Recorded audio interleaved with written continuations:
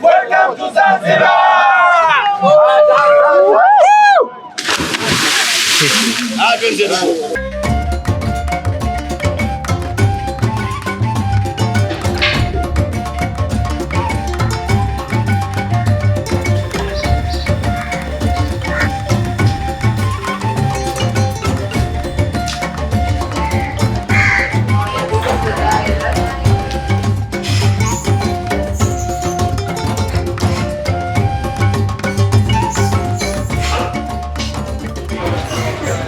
Guys, we are in Stone Town today on Zanzibar Island. And we actually got here on a ferry ride from Dar es Salaam. So you probably already watched that video, and today is our first day exploring this island. Zanzibar actually has a capital called Zanzibar City. Zanzibar itself is not small, it's actually quite big. There are a number of towns, villages and cities in the island, but the biggest one, Zanzibar City, is the administrative capital, and we are right now in the core Old Town area, which is called as Stone Town. This town is so old, all the buildings are so old and tall, and all the alleys where there are no roads, they're just alleys, small alleys where only two-wheelers and people can pass by. Yeah. It's really beautiful and so old. You see all these old doors, old buildings, they're all from like the 1800s, 1900s, and not a lot has changed. It's actually a UNESCO World Heritage Site, so a lot of the buildings have been kept as it is, at least externally speaking. Nothing has changed since then, which you can actually see in a lot of these doors. You can see a lot of... The doors here are so pretty. Each one of them have these unique antique designs, some influenced by the Indians, some influenced by the Arabs, some influenced by the Omanis. Yeah, so Zanzibar actually used to be its own territory. It wasn't always a part of colonial Tanzania. Tanzania, the mainland was actually called as the country of Tanganyika because of the lake, and Zanzibar used to be a separate territory under the rule of the Sultanate of Oman. So this was predominantly Arab, which explains why there's like 98% Islam here, unlike Tanzania, where mainland Tanzania, where majority is Christian. So it was actually much later on that the Sultanate of Oman, when it left, Zanzibar joined the whole country of Tanzania. Even now it has such a unique construct, like speaking about it politically, because they have their own president, they have their own rules and regulations. They even had to stamp us in on our passport when we entered inside. So a lot of rules are specially made for Zanzibar, and not all rules of Tanzania actually apply here. The population of Zanzibar is only about 2 million people or so, which puts it actually at a very small size. And the majority religion being Islam, you can actually hear both Swahili, you can hear some Arabic as well, because a lot of people are multi-generational Arabs. Apart from Arabs, we see so many Indians also here who came many years back, and they have opened their businesses, and at least 3 to 4 generations of Indians have been born here. We met a few of them too. Yeah, most of them are Gujarati, and it makes sense because a lot of East Africa is home to Gujaratis who came here in the 1800s, late 1800s. Some came with the British, some came on their own by boats, but a lot of them are engaged in businesses, so that's what we get to see here too. So it's interesting when some of the locals here greet us thinking we are also Gujarati, but of course we only know a couple of words like Kemcho. So on our first day, our plan is to just walk around Stone Town and see a few interesting sights.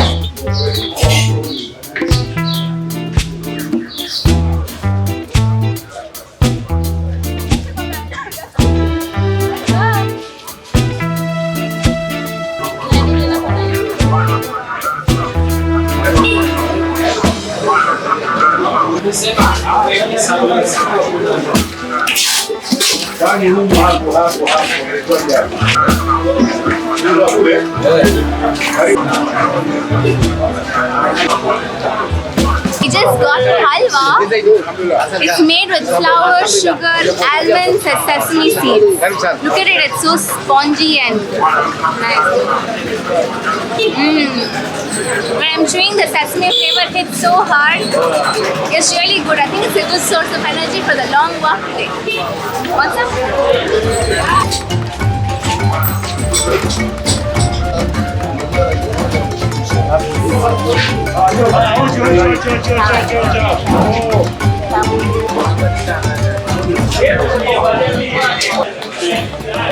We are now in the most busy part of Stone Town. This is called the Darajani Market. There are so many shops here selling fruits, vegetables, dates. In the background, we also saw a few shops where they were repairing watches, they were selling footwear. It's very busy. It reminds us a lot of KR Market in Bangalore, but except this market is more open and outdoors. So you see a lot of vendors under small shacks just selling their produce for the day.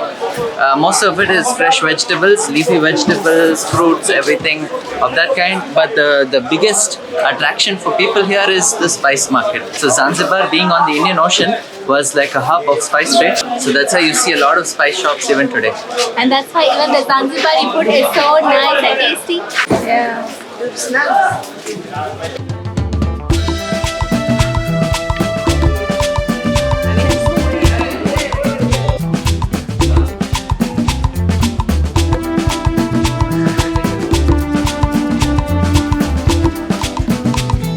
But now we are inside the core part of Stone Town, and this is where all the lanes get much more narrow, and there are so many shops here selling all these souvenirs. Hidden between them are all these old houses, some of which have very intricate doors, like so beautifully designed, and they've been there since the late 1800s.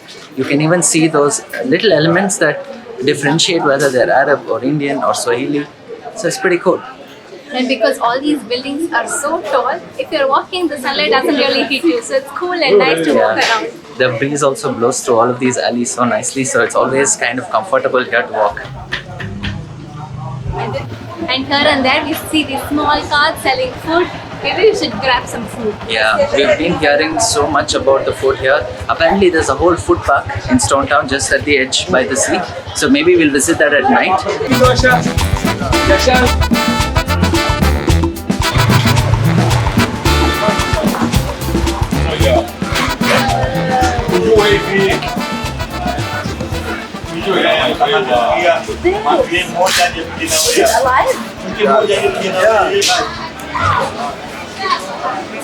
So this right here is actually the East African slave market.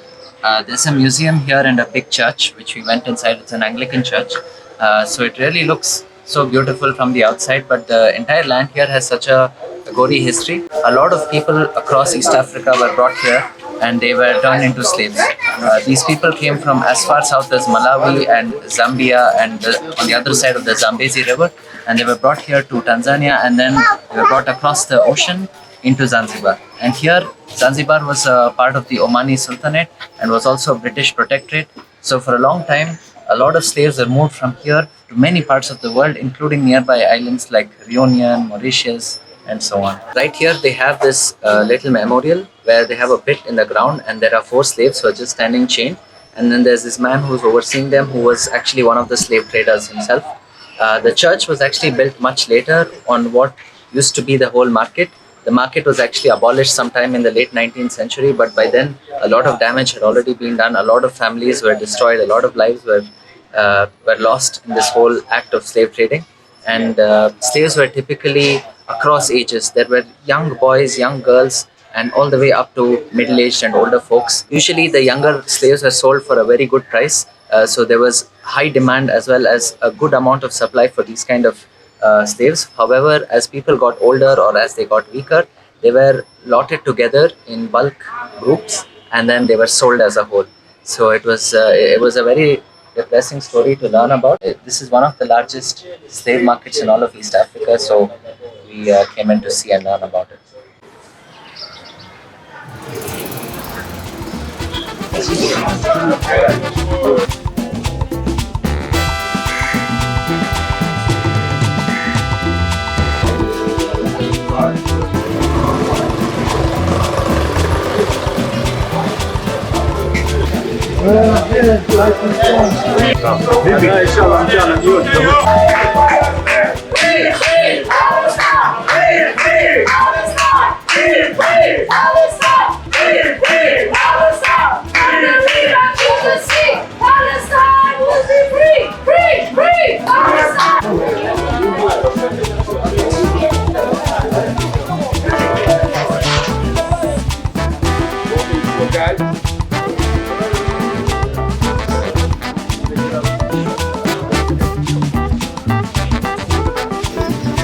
So we are right now standing in front of the Freddie Mercury Museum. So this is where the lead artist of Queen, Freddie Mercury, he's actually a Zanzibari born, and he lived in India for a long time. He's of Indian origin, but he became a British singer. So this is his house turned museum, and they have a lot of cool artifacts inside and a lot about his life.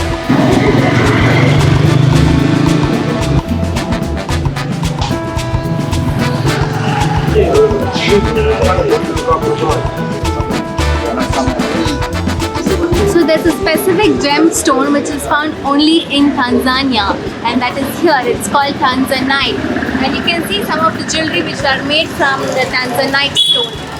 And now Navit will be getting me one of them. No.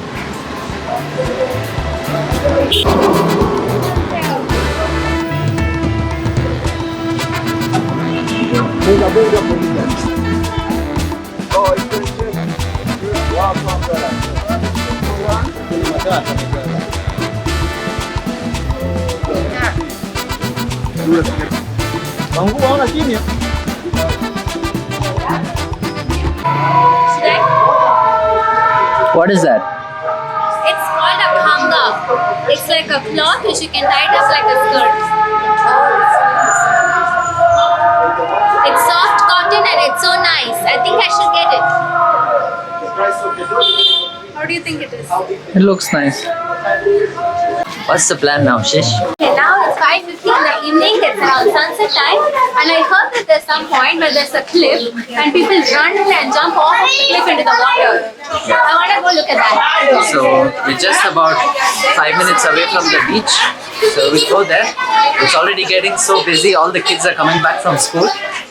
So it's You will pretty never packed. get bored walking in these alleys. It's so much fun. There's always something to look at. People are always greeting you. It's fun.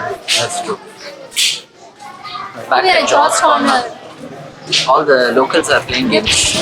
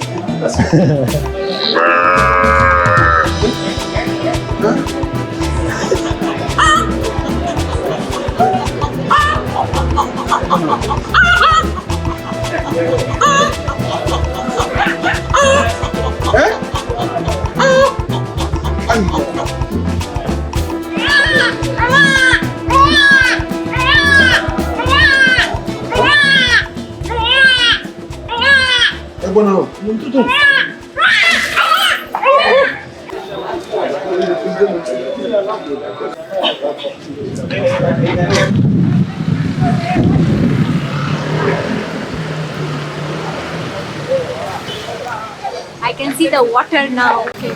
We have come to this park called Forodhani Park, which is right on the coast, and I can see so many boats just sailing on the We're water. actually very close to the port, the pier. Just about 200 meters from here is where we landed off the ferry point. So at this spot there is actually a very nice park with a very beautiful lookout where you can sit and enjoy the sunset. On the water, I can see hundreds of boats just tied on to the shore. It's just floating. It looks so beautiful and colorful. Yeah, the water's color is so incredible too. Even at sunset, you can see a very beautiful blue in the water. Mama. This is the food park, but we'll come back here later. This is a food park. Yeah, I'm seeing. There are so many food stalls. Should we start now? We'll come back later. First, we'll go there. Oh yeah, the jumping. I want to see the jumping.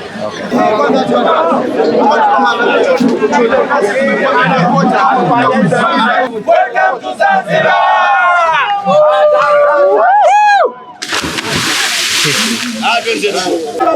So this is the exact spot where the jump happens. So we're right by the sea, and this is on top of the fort's like basically it's I think the turret. So all of these people, they just come running right across. They come running right across and then they jump into the water. So it's crazy. So almost everybody does it. Even if you're a tourist, you can come and try. There's no fee to do it on your own, but you can pay to see these guys do it. They even make a video for you.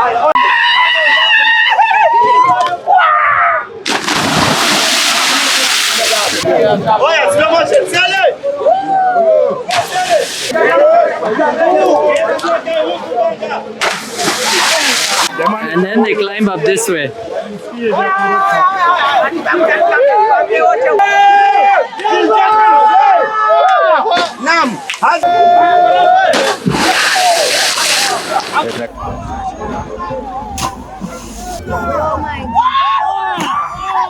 Oh my god, these local guys are just running on this cliff and jumping into the water. The water is so shallow. I wonder how they will do it.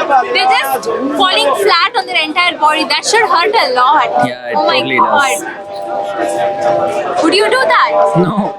I would do it if the water is really deep, but not here. No, this side the water is deep. No, but when they stand, they can easily, the water comes only till like their knee length or something. Yeah, brother.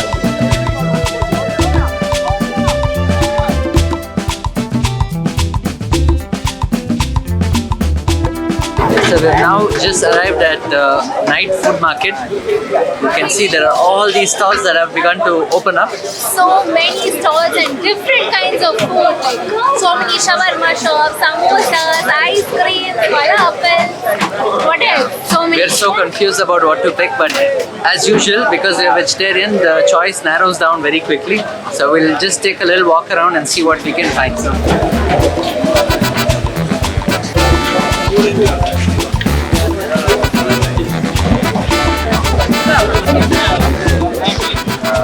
So we're now on the move inside the night market, and we've just found this place that's making really cool, authentic Zanzibar.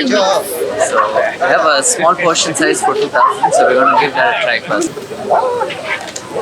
What do you call this one? Yeah, falafel. Falafel. And this one? Cassava chips. Cassava chips. And this one? Potato slice. Potato? Slice. Slice. It looks so crunchy and crispy. Chutney coconut. So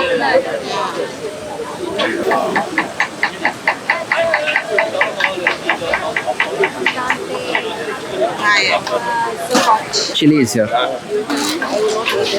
will have to say.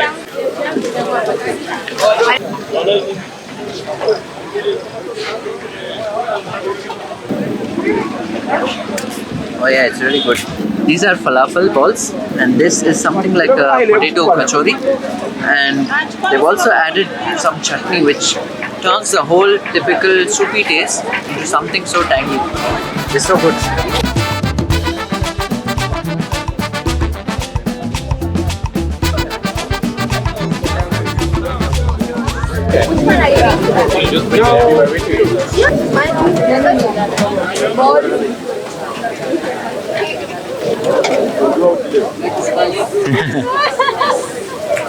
Para chicken!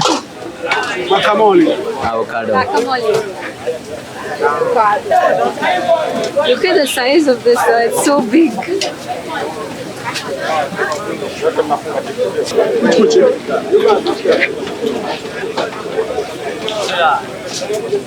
Banana load.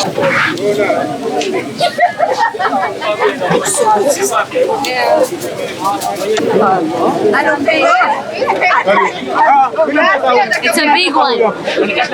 Okay, so let's go in for a bite. This is your starter before your starter. Yeah, okay. This is so nice. There's so many vegetables inside, but I think the main meat of it is the avocado. And with all the onion, carrot and chopped cucumber, it tastes a lot like a new kind of salsa.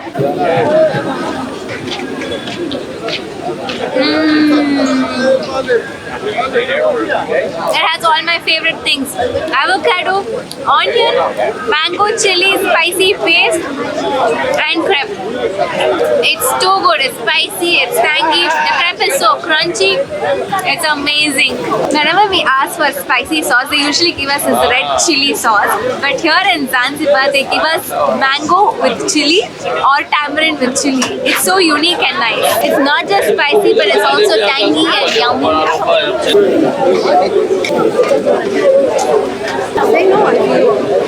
It's up to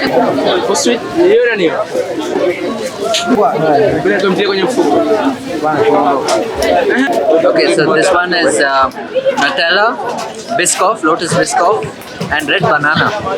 The red banana is really sweet. Well, Nutella is Nutella, but the Lotus Biscoff, it adds such a new fun taste to this whole thing. You wanted a vote? We are now back in the room, and this is where we are staying. It's actually a very cool room. It's got a huge double bed, and we're also bunking with our friend in this one. So we actually were able to crack a pretty decent deal. However, it's so expensive to come to Zanzibar, especially to Stone Town. It's a very, very touristy place, and being in this season, like right now, this is what July, end of July, early August. At this time, it's so expensive because it's the tourist season where everybody from all over the world seems to be coming here. We didn't know that it was a tourist season until we booked the ferry. After having dinner at the Forodhani Park, we were walking back to our hotel, and on the way we heard some noise. There was music playing. It looked like some celebration was happening. So we went in to see what it was, and it turned out to be a wedding.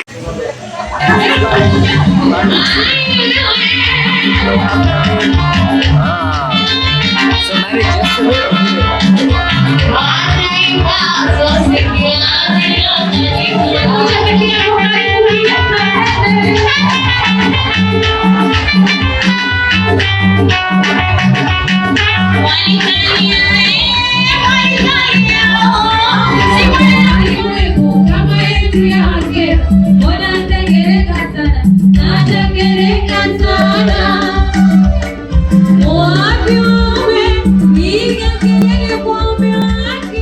That's how we got to crash a wedding here in Zanzibar. It's our first time seeing an African wedding up close. So it was pretty cool. The ceremony was, we couldn't really understand what the ceremony was all about, but we did get to speak to one of the relatives of the bride and groom. And they mentioned that it's a ceremony that will go on all night long. And this was just the starting party to it. They were all ladies, and then they were dancing. There was somebody singing, and then the women were just going and putting money on the singer, gifting each other money while dancing. We got served some ice creams. Yeah, they were also handing out a lot of kebab skewers. Maybe it was chicken or something. So we saw that being passed around too. In my head, this seems so similar to an Indian wedding celebration, because even in our weddings back home, we have the same concept of there's somebody dancing there. There's like an event happening on the stage. There's a singer in the back, and then there's so much of music all about, and of course food being distributed everywhere. Now that we are back in the room, we just take a quick shower, get some rest, and tomorrow we have to head off to another part of the island.